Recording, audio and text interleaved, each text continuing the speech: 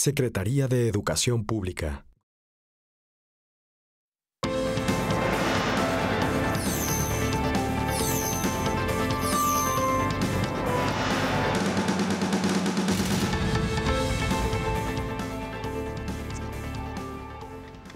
¿Qué tal? ¿Cómo le va? ¿Cómo le va? Qué bueno que está con nosotros. Gracias. Bienvenido a una emisión más de Mesa Cuadrada. Me da mucho gusto saludarles. Soy Enrique Lascano. Les saludo, como siempre, en nombre de todos mis compañeros de este equipo de trabajo. De Verónica Ortiz. ¿Cómo estás, Vero? ¿Qué tal? Encantada de verlos. ¿Cómo están? Del maestro Pepe Ureña. ¿Cómo estás? Buenas noches. Javier Oliva, desde París. ¿Cómo estás, Javier? ¿Qué tal? Buenas noches. Me da Gracias mucho por gusto. la invitación, como siempre. Me da mucho gusto. Y pues uno de los expertos más importantes en el análisis electoral, el voto comparado en México, en América Latina, un conocedor de lo que está sucediendo en Europa, particularmente en París, y me refiero al doctor Will Sondleiman. ¿Cómo estás, doctor? Muy bien, gracias. Te agradezco mucho que estés con nosotros. Pues mire, hoy, así como de repente, pues los ojos de los integrantes de esta mesa, pues se quedan en el terreno familiar, aquí en casa, pues de repente también tratamos de revisar en el análisis lo que está sucediendo en otras partes del mundo. Lo hemos hecho pues en África, en Medio Oriente, en el cono sur del continente, pero me parece que de manera muy significativa en las últimas semanas, en los últimos días, los ojos del mundo han estado puestos en Europa. No solamente el tema del Brexit, no solamente el tema de los atentados, ¿no? Me parece que el tema de las elecciones galas generó un gran interés porque, pues a decir de algunos, estaba en riesgo no solamente el proyecto de una Francia, sino de una Europa unificada, que podía haberse dividido si hubieran ganado los populismos, y me refiero pues particularmente en la persona de Le Pen. Finalmente no fue así. De hecho, pues ya hace unas horas ha tomado ya posición como presidente Emmanuel Macron de la República de Francia. Y bueno, pues esto lleva también a reflexiones, Pepe. Sí, sí, claro. ¿Qué pasó? ¿Cómo se detuvo el populismo que había triunfado en muchos lados? Es una buena pregunta. ¿Qué pasó? En realidad, yo creo que hay que contextualizar esto con respecto al último año, ¿no? Lo que pasó el último año es que llegaron muchas sorpresas muy inesperadas.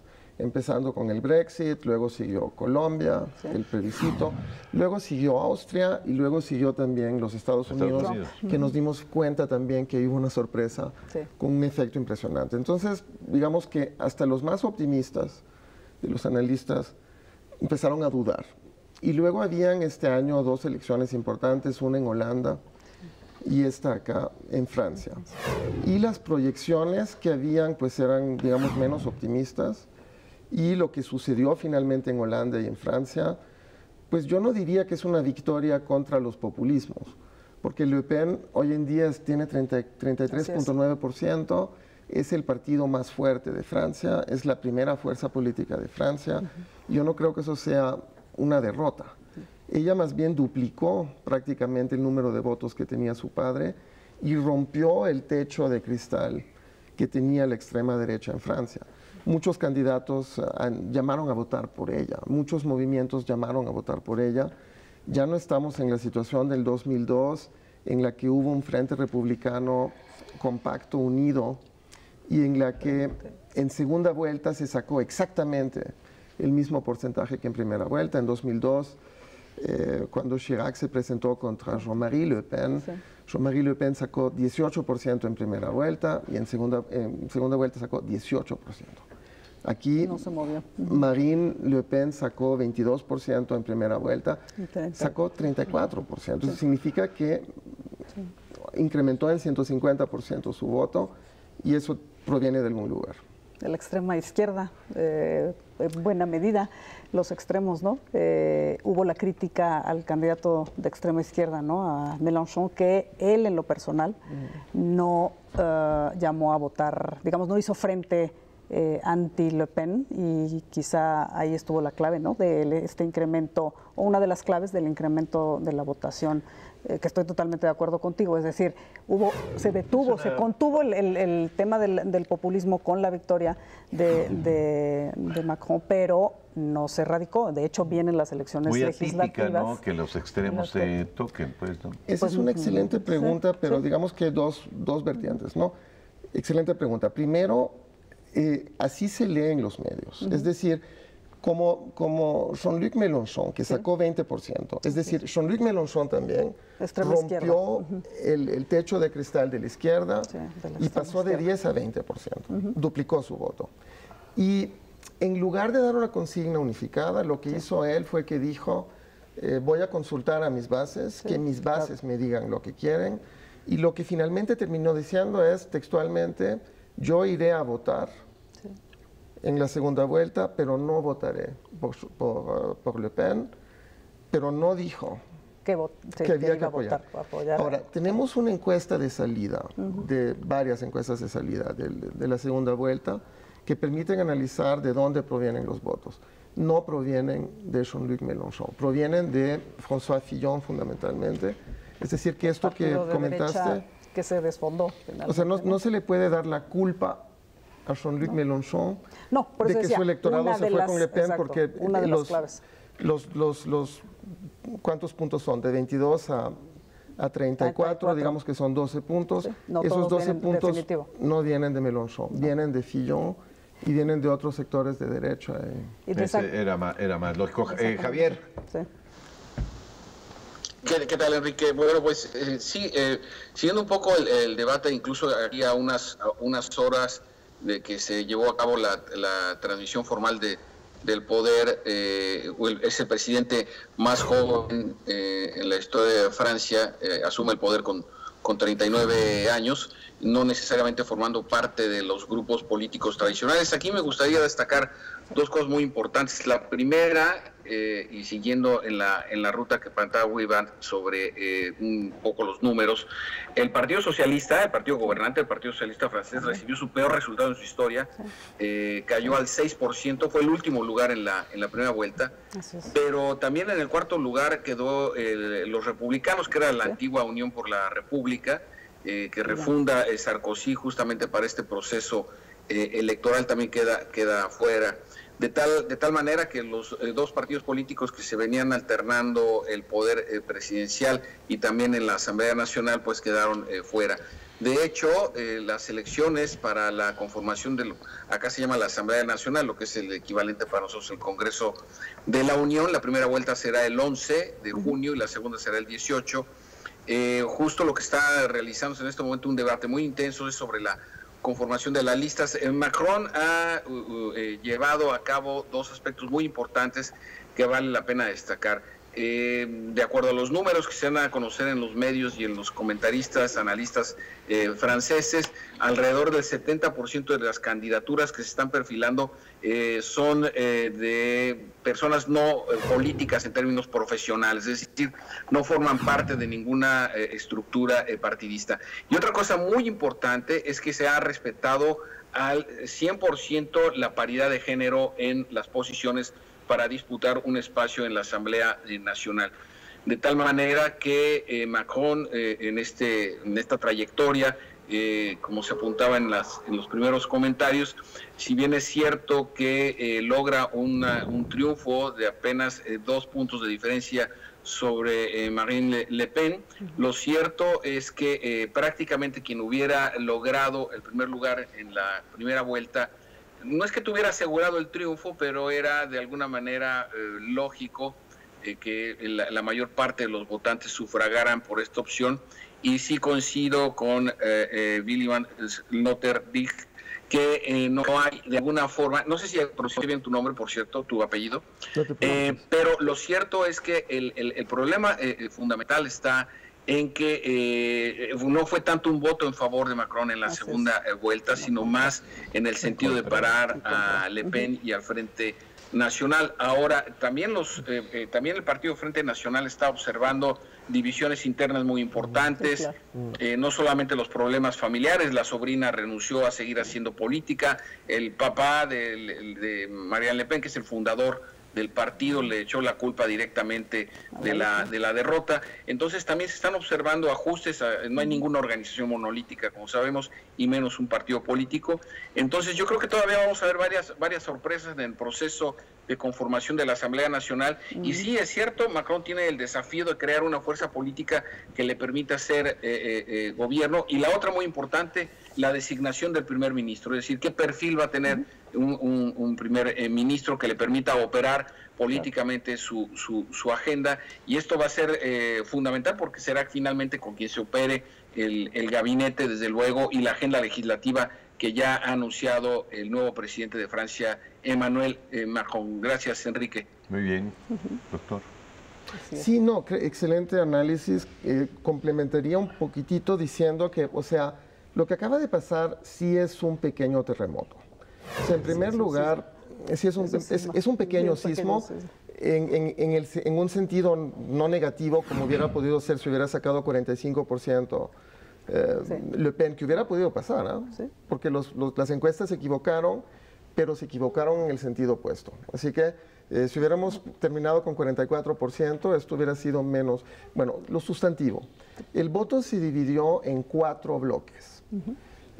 Como ya se dijo, esos 4 bloques impresionantes, los 2 partidos que han gobernado Francia desde 58 no estuvieron presentes en la segunda vuelta. Sí, el Partido Socialista fue el 5.º partido, es decir, con 6%. Eso fue ya un dato en sí mismo. Sí. Y el mismo presidente, que es del Partido Socialista, terminó no apoyando a su propio candidato. El presidente, que es el único presidente de la Quinta República también, que no se representó porque tiene un balance catastrófico y porque sí asume las consecuencias de ese balance. Y eso fue en realidad lo que generó, a través de las primarias que hubo, toda esta situación, digamos, de incertidumbre que se genera en este tipo de contexto donde los incumbents o los salientes no utilizan su ventaja que tienen como presidentes, ¿no? Ahora, ¿hay un respiro para el proyecto de la Europa unificada, doctor, con esto? Sí. ¿Qué significa esto para la Europa? Para la Europa, esto, bueno, primero significa que los 2 polos que tienen una actitud crítica con respecto a Europa, pues no son minoritarios. Pero tampoco son tan fuertes como para cambiar el rumbo, cuando menos por el momento. Yo sería menos optimista con respecto a eso, porque la aparente victoria o sea, Macron sacó 24%. ¿Okay? O sea, habría que esperar a las legislativas y a ver el peso, digamos, de la oposición o el peso con el que puede gobernar. Pero yo estoy de acuerdo con Enrique que por lo menos en este momento lo que sí se frenó es la posibilidad de un Frexit, con el cual había amenazado a lo mejor Le Pen directamente. Yo creo que eso era muy poco probable. O sea, era muy poco probable que ella ganara, de todos modos. No, de todas formas, pero esa amenaza... Ese es justo lo que vamos. Es decir, si bien es cierto, en todos los balotajes, los partidos que quedan, ¿no?, en tercero, cuarto, quinto, se decantan por alguna de las opciones, pues aquí difícilmente se hubieran decantado por Le Pen, ¿no? Entonces, me parece que si bien la fuerza que gana, que es la de Macron, no tiene un gran... Ahora las elecciones son de 30, ¿no? Esa es una realidad, pues casi mundial, ¿no? Me parece que todavía las apuestas populistas, ultraderechistas, todavía no tienen la fuerza para cambiar el rumbo de Europa, ¿no, doctor? Totalmente de acuerdo. Permitiría agregar algo. El proyecto europeo, que fue sumamente exitoso entre los 50, 60, 70, está en una crisis profundísima. Sí. Y estábamos hablando de que en algún momento el 100% o el 95% de la gente era europea, ¿okay? Pro-europea. Sí, bueno, sí. Ahora estamos en un contexto en el que si ustedes organizan un plebiscito en Francia sobre ese tema, yo no me atrevería a apostar que lo perderían. Entonces, lo que tenemos eso es lo que ahora no va a hacer Macron, de la elección es que tenemos, y recuerden lo que pasó en los 30, sin que esté diciendo que esto es lo de los 30 porque es completamente distinto. Sí. Pero tenemos un centro heterogéneo que no tiene un proyecto claro, sí, y tenemos dos grupos que ya no son extremos. Es un grupo que tiene más de una quinta parte y un grupo que tiene una quinta parte que no están de acuerdo en nada, pero que están de acuerdo en algo. Ese proyecto europeo, de la forma en la que se está planteando, no satisface a probablemente más de la mayoría de los franceses. Esa es correcto. Realidad, Pepe. Así es. Sí. Ahora, a ver, ¿cómo calificarías a los votantes franceses? ¿Con madurez? ¿Sin madurez? ¿Votan por una gente que no ha participado en política en mucho tiempo? ¿Van hacia una ciudadanización de la política, por llamarle de alguna manera? Excelente pregunta. Mira, lo impresionante en Francia es que el sufragio sí es sagrado y la gente se lo toma en serio. Y te voy a dar un ejemplo concreto de 4 consignas que hubo que te muestran la madurez del electorado francés. Por ejemplo, como todos estaban en contra de Macron y no querían votar por él, pero estaba clarísimo que había que votar en contra de Le Pen, ¿qué es lo que hicieron concretamente? Pues generaron soluciones alternativas. ¿Sabes qué? Ve a votar, pero ve a votar la última hora de la jornada electoral para que quede claro a Macron que no estás votando por él, sino en contra de Le Pen, y lo vamos a poder medir. Pues hubo miles de manifestantes cuando ganó, ¿no? Sí. En contra de él, impresionante. Sí, también hubo. Sí. ¿Sabes qué? Si tú no quieres votar porque no puedes votar por él, pues ¿sabes qué? Haz una donación simbólica de tu voto, claro, para que un extranjero residente en Francia pueda votar por él. ¿Sabes qué? Tú no quieres votar por él, vas a hacer una doble boleta. Vas a ir a votar, vas a depositar una boleta para él, para que pierda Le Pen, vas a tomar otra boleta y se la vas a enviar a su oficina para que él se dé cuenta que tú votaste en contra de él. Entonces, ese tipo de mecanismos cívicos, te das cuenta que no son los mecanismos que aquí conocemos de anula tu voto, sino tu voto tiene un valor, utiliza tu voto. Para enviar un mensaje. Los votos blancos y nulos, te das cuenta que incrementaron, que se multiplicaron por 4. Ese es un fenómeno, Javier. Sí, estos son datos que hay que analizar en el contexto de la votación, del total, digamos, no solo del volumen emitido el día de la elección, sino la cantidad de ciudadanos franceses que tenían derecho al voto. De tal manera que tenemos un presidente en Francia con algunas características como las que hemos venido analizando, y que en términos aritméticos resulta ser un presidente relativamente débil en términos de la cauda de votos, sobre todo en una segunda vuelta, con la cantidad de mensajes como las que está mencionando Willy Brandt o el propio Pepe Ureña o Verónica Ortiz.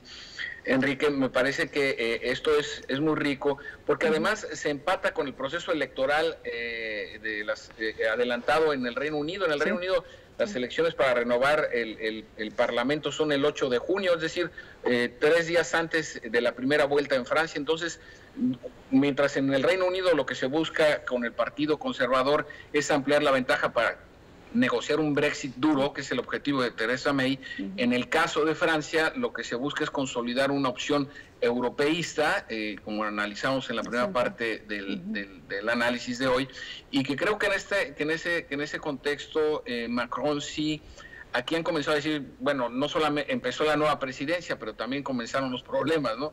Justamente cómo va a lograrse esta creación. Realmente tiene que crearse un partido político de mayorías. Sabemos que el régimen presidencial es un régimen diseñado para funcionar con mayorías absolutas, es decir, que el presidente forme parte o sea parte del partido mayoritario también en las cámaras. Cuando esto no sucede, naturalmente el sistema entra en tensión. La cohabitación fue precisamente una invención cuando Jacques Chirac era presidente de Francia y perdón, al revés, Mitterrand era el presidente, corrijo, y el primer ministro fue Jacques Chirac, es decir, uno del Partido Socialista y otro de la Unión por la República. Entonces, si observamos que lo que hoy está pasando en Francia es una cuestión inédita y que va a requerir un enorme esfuerzo de operación política para poder construir en tan solo un par de meses, quizá menos, una fuerza política que apoye y respalde al nuevo presidente francés. Gracias, Enrique. Muchas gracias, Javier. Me está pidiendo una pausa de la producción. Vamos y regresamos con la parte final de este programa.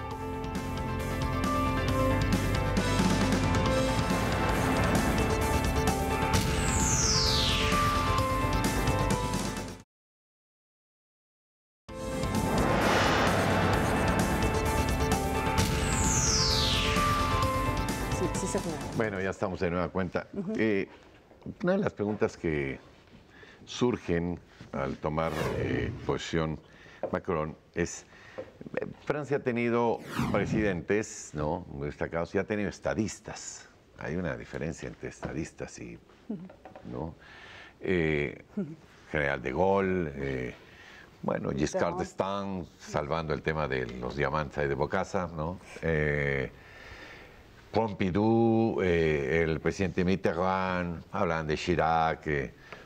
Bueno, ¿hacia dónde estaría apuntando Macron, doctor? Pues comparto completamente tu evaluación, y sí está claro que hay una ruptura muy fuerte que se ve en la cara del nuevo presidente, que se dio en el discurso que dio después de la elección, a donde francamente era un discurso que nadie estaba escuchando, del grupo en el que yo estaba ahí con franceses reunidos, que deberían de estar celebrando y que básicamente ni siquiera estaban escuchando el discurso. Entonces, eso es lo que yo creo que revela, es lo siguiente, es que hay una ruptura fuerte de la lógica que estructuró la Quinta República, que era una lógica izquierda-derecha, con una fragmentación fuerte de partidos políticos, hasta 20 partidos políticos distintos, pero con una diferencia muy clara entre izquierda y derecha. Esto aquí ya se está diluyendo completamente, porque él dice que es independiente, independientemente de que veremos que sí tiene un programa, pero él dice que no es de izquierda ni de derecha, y los grupos que dicen representar la izquierda y la derecha como que se ven como marginales, y por lo tanto la dinámica esta, porque en realidad Francia es una república, ese es un sistema parlamentario. Si tú no tienes una mayoría en el Parlamento, tú ni siquiera puedes nombrar al primer ministro. Y el presidente no tiene la capacidad de nombrar al primer ministro si él no controla la mayoría. Entonces, por lo tanto, estamos en un régimen parlamentario semipresidencialista, y yo creo que esta lógica sí va a cambiar, porque incluso ahora lo que se está negociando es un gobierno de coalición que va mucho más allá del proyecto de Macron. Entonces creo que sí estamos entrando en una lógica distinta, y pues para razonarlo con México, pues también llama la atención de que el presidente dice ser independiente, de que dice ser no de izquierda ni de derecha, y que esté como que realmente, que esté como que cuestionando el principio que configuró toda la política francesa que yo conozco desde la Revolución Francesa. Sí, claro, sí. Sí, no, es que hay temas justamente que se pueden relacionar, otros en los que hay una ruptura, como dices tú, y sin duda esta elección, el voto por un candidato independiente en Francia, pues sí, realmente tiene impactos en todo el sistema político, y en la incógnita que se despejará en junio de cómo logra, si es que logra, justamente aglutinar esta mayoría. Él habla de esta justamente como dilución de las de derecha e izquierda, como para tratar de hacer un frente en el cual se vieran justamente representados tanto los de izquierda como de derecha, porque si no, no lo va a lograr.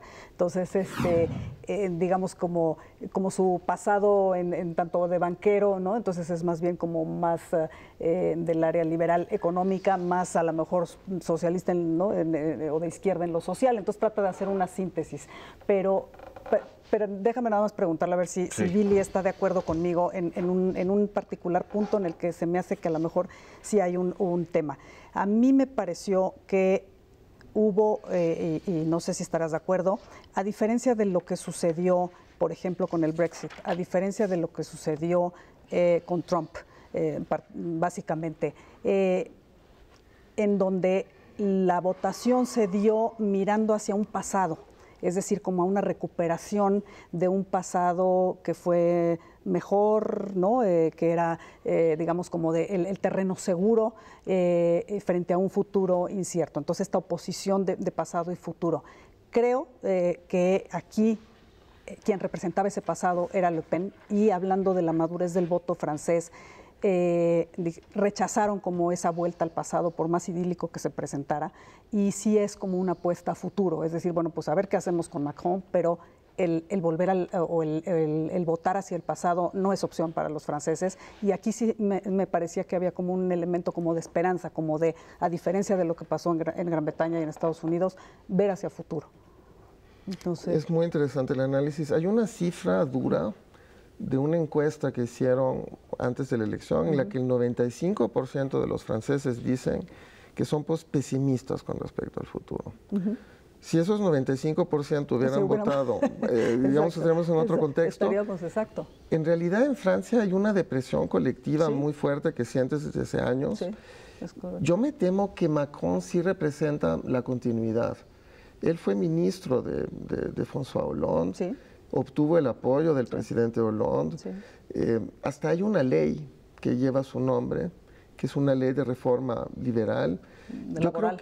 Yo creo que él representa una continuidad de lo que ha estado pasando en los últimos 10 años. Yo no sé si representa una esperanza hacia el futuro. La buena noticia es que a pesar de todo esto, solo uno de cada dos franceses hizo lo que hizo uno de cada dos americanos. ¿No? Exacto. Entonces, eso es, digamos que lo relevante es que yo me temía que iba a ser más que eso. Sí. Y el hecho de que Marine Le Pen obtuviera menos de 34%, 33.9%, pues lo podemos leer como una buena noticia. Yo como que soy menos optimista porque para mí 1 de 3 como que es bastante, ¿no? Sí, no es poquito, ¿no? A ver, nos queda un par de minutitos. Sí. Javier, un último comentario, medio minuto.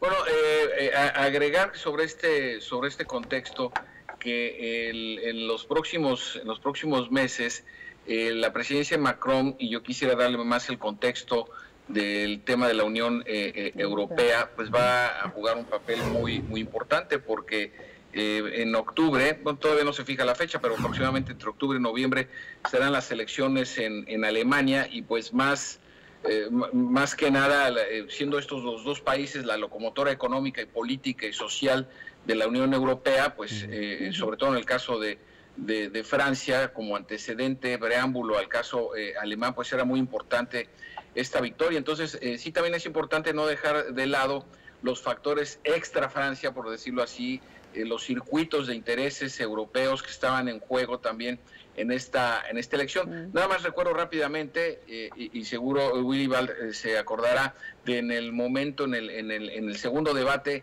la pregunta clave, según los analistas, tuve la oportunidad de ver el debate, en donde le pregunta, Macron le pregunta a Le Pen, dígame, ¿está usted o no en contra del euro? Y entonces ahí titubea Le Pen, y muchos analistas señalan que esto fue como una pregunta clave para poder definir. Es cierto, ya no hay ideologías desde esta perspectiva, sino hay más bien posiciones, por ejemplo, progresistas y liberales, solidaristas o individualistas, o uno que propuso Le Pen, llamaba mundialistas, claro, uno lo puede asociar al campeonato de fútbol, ¿verdad? Ella llamaba mundialistas contra soberanistas, es decir, ya no son tanto las definiciones ideológicas, sino las posiciones que se tienen sobre ciertos temas específicos. Muchas gracias. Bueno, Pepe. Pues ya se acabó. Yo quería preguntar sobre la Sexta República y el movimiento. ¿Estaríamos en vísperas de? Pues será para otro programa, pero yo me temo que ya sucedió. La pregunta es, o sea, esa transición ya sucedió. Hay que hay que digerirla y asumirla, y eso es lo que vamos a ver probablemente en los próximos meses, ¿no? Bueno, pues lo que es una realidad es que los políticos son incógnita hasta que empiezan a ejercer el poder. Sí, ¿no? Así es que vamos a ver de aquí en adelante, pues, de qué viene, de qué está hecho Emmanuel Macron. Exacto. Doctor, un privilegio que has venido a platicar con nosotros. Muchas gracias. Un privilegio estar con ustedes. Muchas gracias por la invitación. Muchas gracias. Gracias, Javier. Sí. Hasta pronto. Hasta París. Un abrazo. Gracias, Vero. No, gracias a ustedes, sí. Buenas noches. Hasta la próxima.